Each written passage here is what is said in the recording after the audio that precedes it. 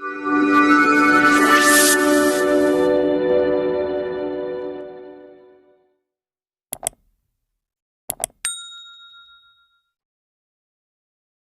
to my YouTube channel Suren Sir Knowledge of Physics. My dear student, in this video we will learn the very important numerical which is related to magnetic force of chapter number 4, moving charge and magnetism of standard 12 physics subjects.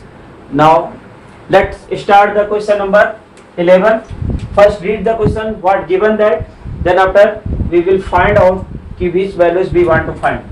So in question number 11 I have given that a chamber, a uniform magnetic field of 6.5 giga Tesla is the maintained. कहने का मतलब given that में क्या दिया है, जो values दी गई उसको आप लिखिए पहले.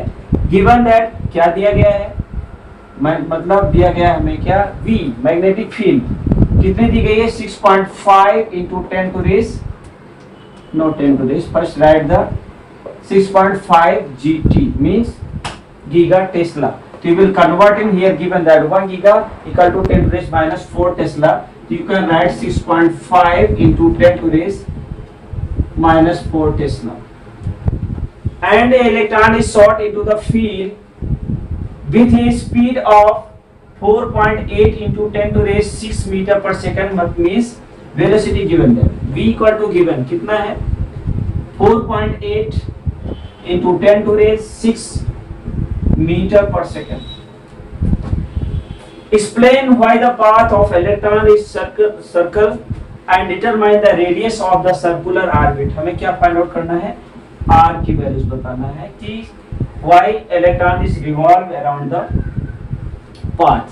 So you know you can take the example of the earth and sun also. The sun is earth is revolve around the sun. Why? One force is applying between the sun and earth. This force is known as centripetal force.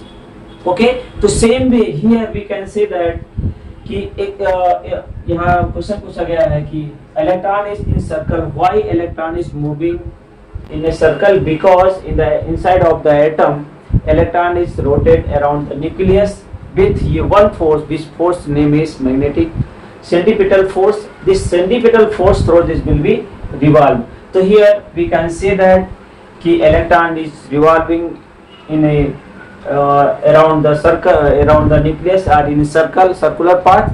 So we can say that only we can say centripetal force is applied toward the center. So this will be moving circle. Next questions we want to find the radius of the circular orbit. तो हमें r find out करना. तो we know, everyone know very well what is formula. Can you say what is formula of force, magnetic force? We know that क्या लिखना है, F equal to क्या होता है, QVB. Okay, and here suppose that any electron is revolved around the circuit. This is the nucleus. तो electron कहाँ होगा, यहाँ पे होगा. तो यहाँ पे क्या होगा, inside one force is applied. This is F, this is known as centripetal force. And radius of the this value क्या है, R है, और ये क्या है, पॉजिटिव प्लस चार्ज है, न्यूक्लियस है. ओके, तो in this way this will be revolve, electron is revolve around the nucleus या इन सर्कुलर पाथ. तो centripetal force is applied here. So can you say what is formula of centripetal force? You have studied in 11th standard. हाँ, कितने लोग बता सकते हैं? अरे वाह, very good, many students are there. क्या होगा बोलो, mv square by r. Very good. So this F is the centripetal force, and here also centripetal force is applied when electron is revolved in circular path. So place of F you can write mv square. तो mv square by r equal to qvb. तो v cancel. we want to find the r, तो हम क्या लिख सकते हैं, r equal to क्या लिखें, r को इस साइड ले जाइए तो लिख सकते हैं हम mv by qv. This is equation number 1 या फार्मूला नंबर 1. यहाँ तक कोई डाउट है पूछो. If you know, you can find the formula of R, so easily you can get the answer. क्योंकि you have all values. V is given that, small v is given that, and then here Q की value of Q is given that, mass of electron also mentioned. Okay, तो अब we will substitute the value of MB and QB, then we can get the value of R. तो यहाँ पे लिखना पड़ेगा आपको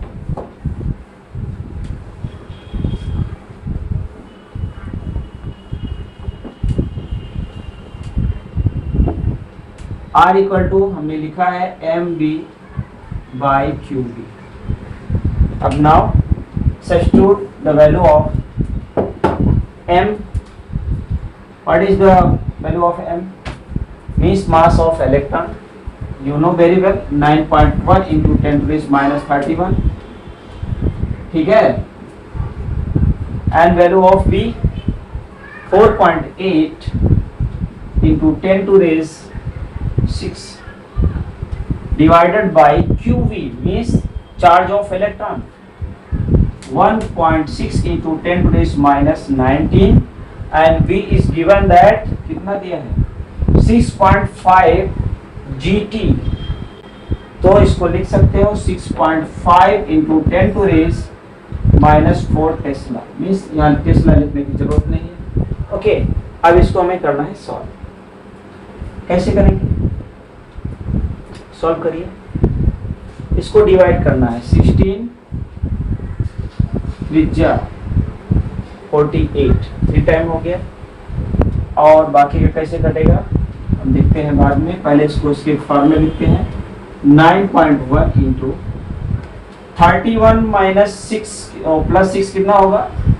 31 minus में है, ये प्लस में कितना लिखेंगे हम 10 to the minus 25 upon denominator में क्या लिखेंगे बोलो 6.5 इंटू 4 माइनस 19 कितना होगा? ये दोनों ऐड हो जाएगा, माइनस साइन है, बेस सेम है, तो क्या लिखेंगे 10 to the minus 24. Okay, now अब हमें करना है डिवाइड. पहले 10 को उसको ऊपर ले लेते हैं, तो क्या होता है 9.1 upon 6.5 into 10 to raise minus 25 into 10 to raise 24. Okay, अब ये कितना हो जाएगा 9.1 into 10 to raise minus 1 upon 6.5. ये यूनिट किस में आएगी? मीटर में आएगी. तो हमें इसको क्या कर सकते हैं हम 9.1 अपॉन 65 क्यों होगा? क्योंकि 10 नीचे आ जाएगा, उससे मल्टीप्लाई होगा. तो आपको 91 डिवाइडेड बाय 65 करिए जल्दी से. कितना आता है आंसर? जल्दी बताओ. कितना आ रहा है? 6. ये 1 टाइम होगा. जल्दी बोलो, डिवाइड करिए. हाँ, एक और वैल्यू छूट गई भाई. यहाँ पे 3 मिसिंग हो गया है, तो यहाँ पे 3 मल्टीप्लाई कर दो, और जब इसको मल्टीप्लाई करोगे तो ये इसको यहाँ कट कर दो. 3 1 जा 3 2 जा 6.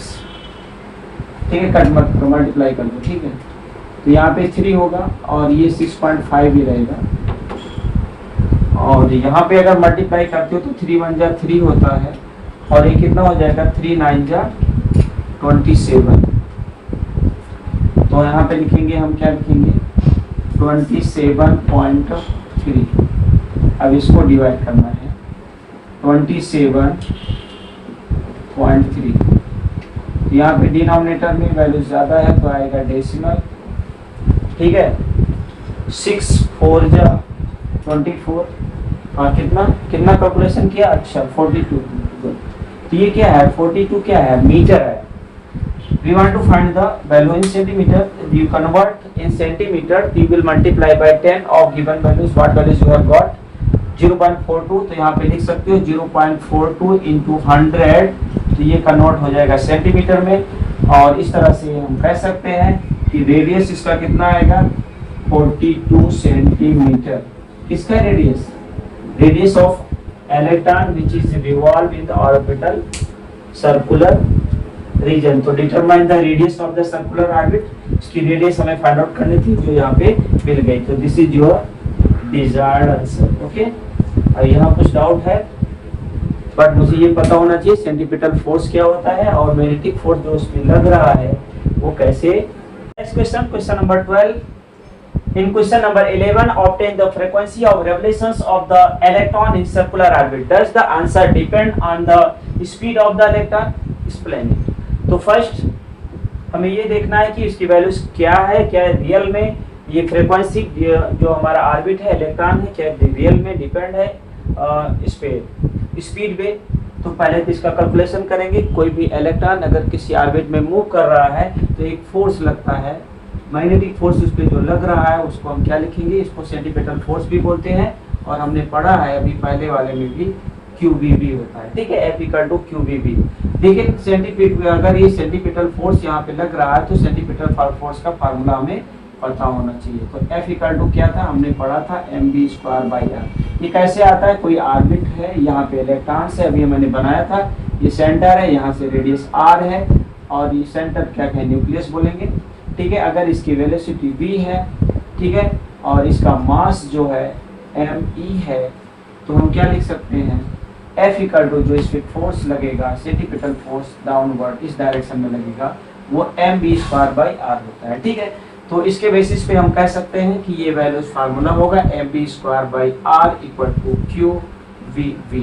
यहाँ पे हमें फ्रीक्वेंसी निकालनी है तो इसको VV कैंसिल कर दिया और क्या बचेगा यहाँ पे mv/r equal to Q। Okay, but हमें ये भी पता है एक फार्मूला होता है V equal to R omega होता है। गुड, अगर पता है तो अच्छी बात है। तो यहाँ पे इसका मान रखेंगे, put the value of V equal to R omega, तो R ओमेगा बाई R, तो R cancel equal to Q। अगर हमें ओमेगा के फॉर्म में वैल्यूज को लिखनी है तो ओमेगा इक्वल टू QV/m लिख सकते हैं। ओके, अब ये सारे डेरिवेशंस आपको करने होंगे क्योंकि आपको ये पता होगा तो आगे इसकी वैल्यूज को हम सॉल्व कर पाएंगे, इसकी फ्रीक्वेंसी को निकाल पाएंगे, अदरवाइज यहीं पे ट्रेन रुक जाएगी। तो ओमेगा इक्वल टू क्या हुआ है, QV/m। In 11th standard you have studied value of omega. Omega equal to क्या पढ़ा था हमने, याद है कुछ, 2π/t। और आप लोगों ने ये भी पढ़ा था कि t इक्वल टू क्या होता है, 1/ν, या फिर न्यू इक्वल टू हम कह सकते हैं, न्यू क्या है, फ्रीक्वेंसी है, 1/t। If you substitute the value of 1/t तो यहाँ पे लिख सकते हो ओमेगा इक्वल टू 2π/ν। ओके, कैसे है पता चल गया। Place of 1/t you can write in this way 2π/1/t। तो 1/t place you will write the nu because nu equal to 1/t। Till here any doubt, no, good. अब यहाँ पे value put करना है, क्या लिखेंगे, place of omega 2π/ν equal to QV/m। तो nu equal to, nu is the frequency of the electron, तो we can write VV/2πm। ये था। तो क्वेश्चन यहाँ पे किया गया है, क्या किया गया है, if we want to find the frequency, okay, of the electron in circular orbit, so does the electron depend upon the speed of the electron? Depend है, आप ही बताइए। यहाँ पे वेलोसिटी है तो directly you can say that कि speed of electron is, ठीक है, means electron is revolving around the circular part, so this will not depend on the velocity, but this will be depend upon frequency और कितने time, nu equal to QV/2πm। Okay, अब हमें frequency निकालना भी है। यहाँ पे क्वेश्चन लिखा है कि with help of the question number 11 obtain the frequency of the revolution of electron in circular orbit. तो यहाँ पे हमें क्वेश्चन नंबर 11 से यहाँ की वैल्यूज रखना होगा, तो रखते हैं कि इसकी वैल्यूज क्या होती है। तो nu equal to write down, you know what is charge of electron, हाँ बोलिए, 1.6 × 10⁻⁻19। गुड। और यहाँ पे वैल्यूज दी गई थी, क्वेश्चन नंबर 11 में वैल्यूज दी गई थी, कितना था, 6.5 इंटू बी की वैल्यू दी गई थी, हाँ -4, वेरी गुड। और इसकी वैल्यूज क्या होगी, पाई की वैल्यू कितनी होती है 3.14, कितना होता है, हाँ 9.1 इंटू 10⁻31। ये चीजें याद होनी चाहिए। मान लो यहाँ पे नहीं दिया गया है, बट इफ आपको मालूम होगा तो इजीली यू कैन सॉल्व। चलो कैलकुलेशन तो कर सकते हो। फ्रीक्वेंसी इक्वल टू, यहां से कुछ कैंसिल हो रहा है, नहीं हो रहा है, छोड़ दें ऐसे। अब इसको 10 टू रेज जो है इसको एक साथ लिखिए, यहाँ पे कुछ ऐसा लिख सकते हो 6.5 इंटू 1.6 10 टू रेज -23 अपॉन, इसको क्या लिख सकते हैं, मल्टीप्लाई कर दीजिए, और 8 to 6 into 9.1 into 10 to raise -31। अब बाकी हमें सॉल्व करनी पड़ेगी, कैलकुलेट करिए। आया ये कितनी वैल्यू है 6.5, तो कितना है इसका मल्टीप्लिकेशन, हाँ कितना 10.4, गुड। ये है 10 टू रेज माइनस क्या ऊपर जाएगा तो प्लस हो जाएगा, तो क्या लिखेंगे 31 -23, ओके। इसको ऊपर ले लिया, डिनोमिनेटर में कितना है 6.28 इंटू 9.1, मल्टीप्लाई करो, जल्दी करो, हाँ कितना है, बोलो बोलो बोलो कितना, हाँ 57 इंटू 1, अच्छा डेसिमल 1 पॉइंट चलेगा, एक डेसिमल चलेगा। अब इसको हम क्या लिख सकते हैं 10 to raise 4 into 10 to raise 8 by 57.14, okay. ये अप्रोक्सीमेट हम इसको क्या लिख सकते हैं 14 की जगह पे 5 लिख सकते हैं, ओके। नाउ डिवाइड, इसको हम क्या ऐसे लिख सकते हैं, कुछ डिवाइड करिए, कितना आ रहा है, हाँ 0.18, हाँ 18 into 10 to raise 8, good, okay. तो हम ये लिख सकते हैं इतना। अब इसको हम क्या करेंगे कि अगर 1 इंटीजर आना चाहिए तो हम इसको इस साइड लिख सकते हैं, चलो आगे वाले ऊपर लिखते हैं इस साइड। तो अब हम निकाल रहे हैं फ्रीक्वेंसी, और फ्रीक्वेंसी की वैल्यूज आ रही है कुछ इस तरह से 18.18 इंटू 10 टू रेज 6, क्या आएगा, सेकंड इनवर्स होता है ना फ्रीक्वेंसी, और 10 टू रेज 6 क्या होता है, मेगा होता है, तो हम लिख सकते हैं यहाँ पे 18.18, क्या लिखेंगे ms इनवर्स या m/s, ठीक है। तो ये हमारी फ्रीक्वेंसी हो जाती है 18.8 मेगा सेकंड इनवर्स। अब यहाँ पे क्वेश्चन ये है कि this answer is depend on speed of the, यहाँ लिखना क्या लिखोगे, not depend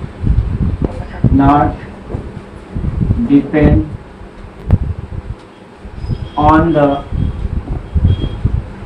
speed of electron,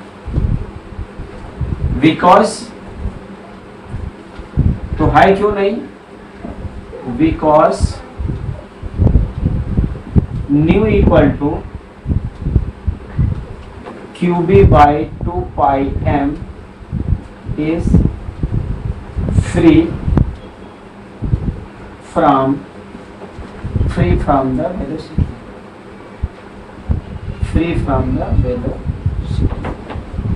यहाँ पे आप देख सकते हो कि ये फ्री फ्रॉम द वेलोसिटी। तो हमें ये स्टेटमेंट लिख देना है, एक्सप्लेन हो गया कि not depend on the speed of, because हमने जो फ्रीक्वेंसी लिखी है वो फ्रीक्वेंसी का 2qb by 2 pi m, यहाँ कहीं वेलोसिटी है नहीं, is the free from the velocity, so ये डिपेंड नहीं करती है, ओके। और हम फ्रीक्वेंसी को हम किससे लिखते हैं, हर्ट्ज से भी लिख सकते हैं, तो यहाँ पे और हम यहाँ क्या लिख सकते हैं, और nu equal to 18.18 megahertz. कभी ऐसा कुछ ऐसा आंसर आता है तो ये भी करेक्ट है, ये भी करेक्ट है, ठीक है, सेकंड इनवर्स या फिर मेगा हर्ट्ज, ठीक है। तो दोनों मेथड से हम लिख सकते हैं। तो मोस्टली क्या होता है, आपको हर्ट्ज में ही लिखना है, ठीक है। तो इसकी फ्रिक्वेंसी कितनी आएगी, 18.18 मेगा हर्ट्ज HZ लिखना है। Okay, clear.